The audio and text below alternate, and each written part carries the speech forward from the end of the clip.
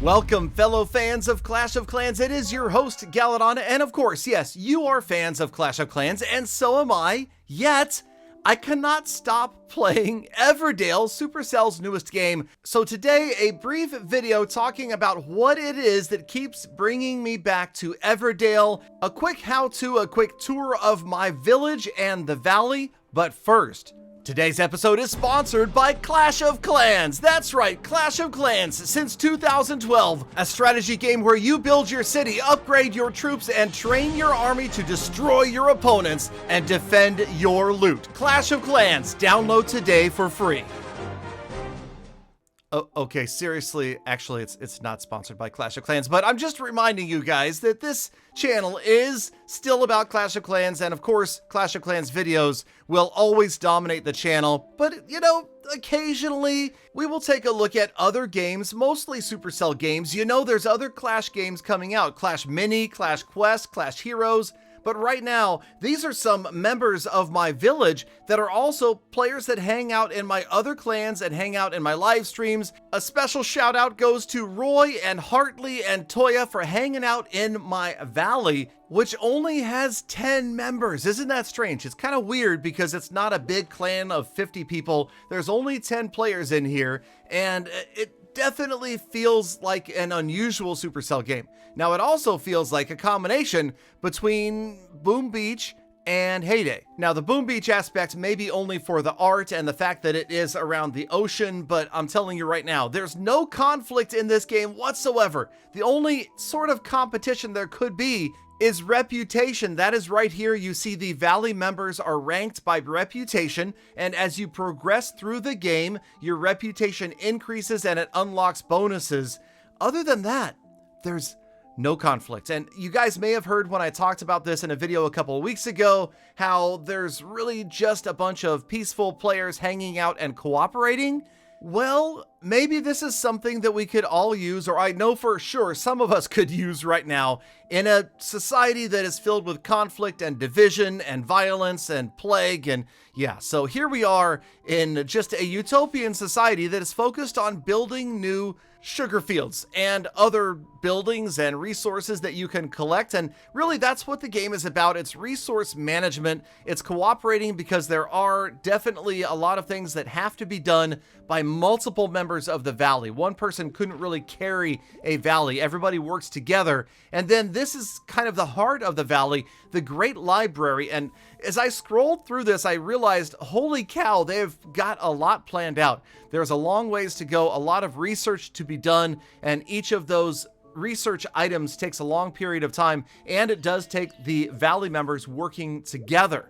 And then you can see there's ways to train your little villagers, and this is all kind of like the macro management of the valley itself, right? These are the big things that you're doing out here together. And then there's the micro management of your own individual village, right? You can send your villagers out here to gather from the salt fields, or they can go to the cotton fields, or you can send them off to the pasture. That's right, they're too old. We're going to send them off to the retire in the pasture. No, but seriously, I don't know. So the game is peaceful, yet here's the thing. I made that video about it and I can't stop playing.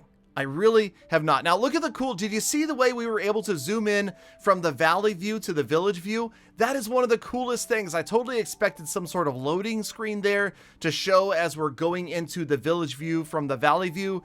That alone is just one of the neatest transitions I've ever seen. But this is my individual village, okay, village. And this is also a game that used to be called Valleys and Villages, and it was put up on the App Store, or the Google Play Store rather, by a company that was a shell company of Supercell. And I talked about that before, how they kind of hid this in an early beta to see how it was going to do, which makes me think that it's likely this game is going to be a success, because here we are, it's released under the Supercell name, and it apparently is pretty close to the way it was played when it was called Valleys and Villages.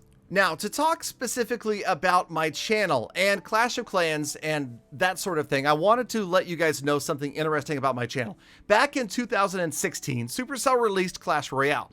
Clash Royale translated really, really well, and what I mean by that is a lot of Clash of Clans players really were excited to play Clash Royale, and millions did. And obviously, since 2016, Clash Royale has been extremely successful. It's off on its own, and even though it's based upon the same IP, that Clash of Clans type art and characters, it definitely is its own game and survives independently of Clash of Clans. Now we've got Clash Quest, Clash Heroes, and Clash Mini that are also coming, and those will again have that Clash of Clans IP, and they'll also perhaps translate a little bit better than, say, Everdale. And what I mean is, I think that maybe like 2%, maybe 2% of my viewers are watching this right now going, wow, this looks like a lot of fun. I want to play Everdale. I can't wait until this goes global.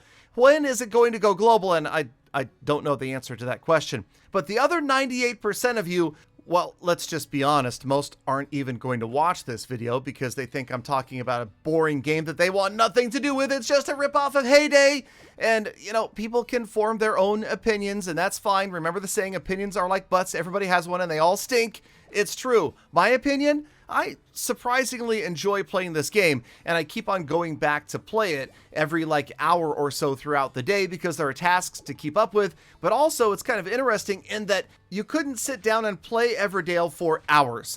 There's just nothing to do. After about 10 minutes of gameplay, you're done. All of your villagers are tied up. You could come back in half an hour to an hour and get a few more things rolling, but other than that, it's just not a game that's going to get you sitting down and playing for hours on end, which also is really good for mobile because small digestible bites of the game that you could log on to frequently throughout the day do really well in mobile. So perhaps that's why we're seeing Everdale come out, even though it does feel like it kind of cannibalizes Heyday players. And what I mean is it's going to pull from that Heyday player base to go play Everdale.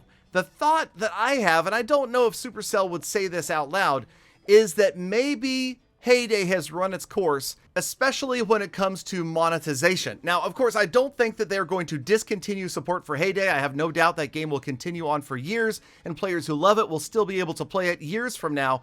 But I also think that maybe a super passionate Heyday player is going to come over here, be passionate about Everdale, and probably spend money where they might not be spending money in Heyday. Now, I could be wrong. That's just the feeling I get, and I have spoken to a few Heyday content creators who absolutely love Everdale. Shout out to Phoebe. And yeah, so it's going to be interesting to see how Everdale develops in the coming days, weeks, and months, and if it even goes global. I hope it does. And I, again, promise you that this is not going to become an Everdale channel. I'm not going to stop making Clash of Clans content. I will admit, as of right now, I'm a bit burned out on Clash. I'm looking forward to the next 2 updates, and I'm hoping that things get more exciting over there. And I'll also tell you that I sat down to make a video today, and I couldn't think of anything Clash of Clans to do. All of my builders are tied up on No Cash Clash and Gold Pass Clash. I'm not going to push in Legend League, and I haven't started the Town Hall 11 push yet. So what am I going to do? So here I am. That's true. I'm playing Everdale today. I am, of course, going to be streaming Clash of Clans again tonight, like I always do, and we'll be grinding through Town Hall 12s on No Cash Clash and Gold Pass Clash as well. But here it is, today's video. Will anybody watch it? Probably for the most part not, but I know for sure that Toya, Hartley, and Roy will, and the rest of you guys who are true hashtag Galafam, thank you guys for sticking around, for checking out the video, and I promise to let you know when Everdale goes global, if it does, and I also promise not to make very many episodes about this. I hope you guys enjoyed the Clash of Clans fake advertisement, which was just for fun. Thank you, Galafam, for coming, for sticking around all the way to the end of the episode. You know, you are the true hashtag Galafam, and you are the ones that I truly love, think about, and appreciate every single moment of every single day. So get out there, make the best of the rest of your day, be kind to other people, animals, and the planet, and I will see you back here again tomorrow for more Clash of Clans Full Attacks.